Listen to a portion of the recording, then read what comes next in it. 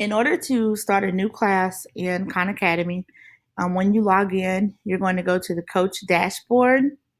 This is the coach dashboard. From here, you'll select add new class, and you can import straight from Google Classroom, or you can enter the class name. So let's say this is, I'm just going to enter the class name, practice 7th grade math. Hit next. Then I can select my subject. I have math by subject, math by grade, and then science and engineering. I'm going to choose 7th grade math here, knowing that this is not TEKA line, but it is Common Core line. Then I'll hit next, and it's going to ask me to add students. So I can add students straight from Google Classroom. I can send them an email invitation, or I can create an account for them if they're under 13. So of course, if I do Google Classroom, I'll click there and it will connect it to my Google Classroom. Our students don't have email turned on, so I would not suggest that method. I'm just going to go through the create an account for them. So let's say the student's name is Practice 1, and see it's going to give them a username, which is Practice 1109.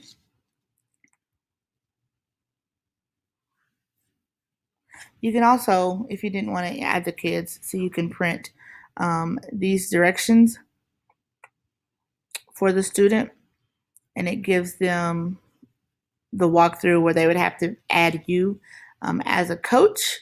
But of course, I am going through and I'm actually going to input the kids in the class. I hit next. I can give them a password, and you can let the password set up on its own. I generally do my own password just because when kids forget it, I have a generic password that I know that I can use once I have the kid's username. Then I'll hit create account, create class. I can download the CSV with the student information, but I'm going to skip that, and then it tells me what I can do next. But I'm going to go to my class. If I go to my class, I can see all of this is the content. I could see assignments if I'd assigned anything. I can also see their progress on anything that's been assigned, as well as any activities. I can see my student roster. And then here is a settings tab as well. And I can turn on, if I want to turn on different things, to sync with Google Classroom, to turn on SAT prep. So I'm going to go back to content. And what I can do is I can say, let's say that we're working on expressions, inequalities, and equations. I can actually select that title, and if I wanted to, I can go through and work on something specifically. So there's something here about combining like terms. There's something here about the distributive property, but perhaps I just want them to take the quiz, the 5-question quiz. It says combining like terms, the distributive property, and equivalent expressions, as well as interpreting linear expressions. I can actually hit see student view, and I can start the quiz and see exactly what the kids will get when they take it. If I check it, it's incorrect. If they get it wrong, it'll give them a video. And they'll just go through. I'm gonna have to actually solve this. 5